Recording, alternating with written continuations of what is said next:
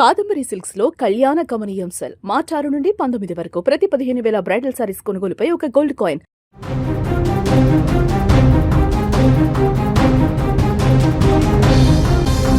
విశాఖ గాజువాకలో దారుణమైనటువంటి ఘటన తాజాగా వెలుగు చూసింది. ఒక ప్రియురాలని అత్యంత దారుణంగా హత్య చేసి ఆమె శరీర భాగాలని ముక్కలు ముక్కలు చేసి ఒక భాగాన్ని ఆ ముక్కలు చేసిన భాగాన్ని ఫ్రిడ్జ్లో పెట్టినటువంటి దారుణ ఘటన ఇప్పుడు వెలుగులోకి వచ్చింది. అది కూడా విశాఖపట్నంలోని గాజువాకలో ఈ ఘటన బయటికి రావడం ఇప్పుడు రాష్ట్ర వ్యాప్తంగా సంచలనంగా మారింది. మనం గతంలో చూసాం శ్రద్ధావాకర్ హత్య కేసులో 2022లో దేశవ్యాప్తంగా పెను సంచలనం సృష్టించింది. ఆమె ప్రియుడు అఫ్తాబ్ పూనావాలా ఢిల్లీలోని శ్రద్ధాను గొంతు నులిమి చంపి మృతదేహాన్ని 35 ముక్కలుగా నరికి వివిధ ప్రాంతాలలో పారేసినటువంటి ఘటన అప్పట్లో పెను సంచలనం లేపింది.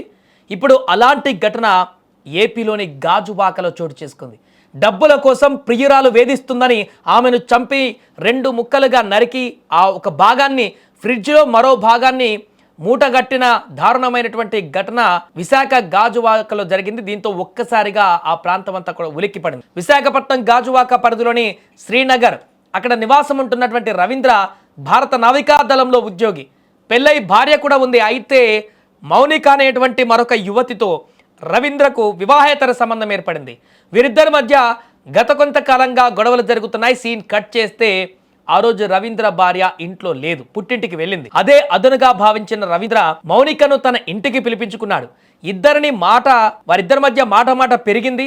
ఆవేశంతో రగిలిపోయినటువంటి రవీంద్ర మౌనికను అత్యంత దారుణంగా హత్య చేశాడు. అయితే చంపిన తర్వాత అతనిలోని రాక్షసుడు బయటకు వచ్చేశాడు.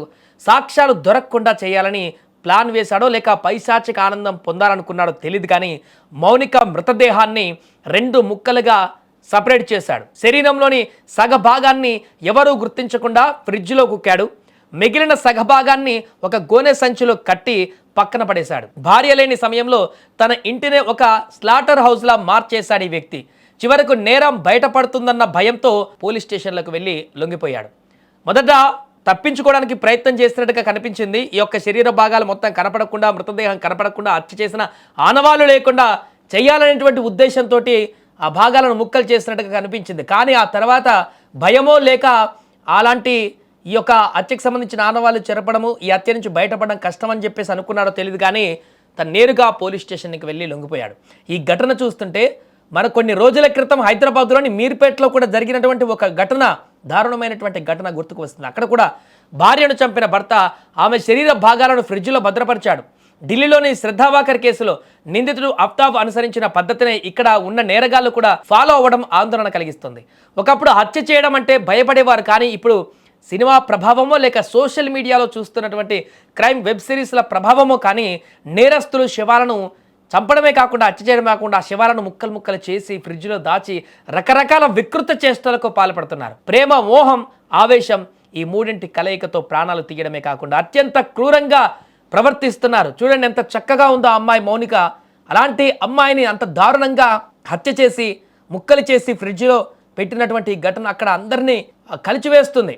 అక్కడ ఉన్నటువంటి స్థానికులైతే చుట్టుపక్కల వాళ్ళైతే భయాందోళనకు గురి చేస్తుంది. ఇంత క్రూరుడి మధ్యన ఇన్ని రోజులు మేమందరం కూడా ఈ ప్రాంతంలో ఉంది అనేటువంటి ఒక భయాందోళన కలుగుతున్నటువంటి పరిస్థితి. సాధారణంగా హత్య చేయడమే అత్యంత భయానకమైనటువంటి విషయంగా పరిగణిస్తుంటాం మనలాంటి వాళ్ళు. ఎక్కడైనా హత్య జరిగితేనే భయపడిపోతుంటాం. అలాంటిది హత్య చేయడమే కాకుండా హత్య చేసిన తర్వాత పైశాచికానందం, రాక్షసానందం పొందుతూ ఆ మృతదేహం పైన కూడా కక్ష సాధించుకునేటువంటి విధంగా ముక్కలు ముక్కలు చేయడం, దారుణంగా పార్ట్స్ డివైడ్ చేయడము, రకరకాలుగా మొత్తం దాన్ని గ్రైండర్లో కూడా పట్టేయడం వేరే కొన్ని కేసులలో చూసా. ఇలాంటి ఉన్మాదానికి తావిస్తున్నటువంటి పరిస్థితి ఈ మధ్యకాలంలో ఏర్పడుతుంది. తాజాగా విశాఖలో జరిగినటువంటి, గాజువాకలో జరిగినటువంటి ఈ దారుణమైనటువంటి ఘటన తాలూకు అంశాలు ఇప్పుడు రాష్ట్రం 2 తెలుగు రాష్ట్రాల్లో కూడా సంచలనంగా మారాయి. ఇక దర్యాప్తు కొనసాగిస్తున్నారు కాబట్టి కేసులో ఇంకా లోతైనటువంటి వివరాలు బయటకు వచ్చేటువంటి అవకాశం ఉంది.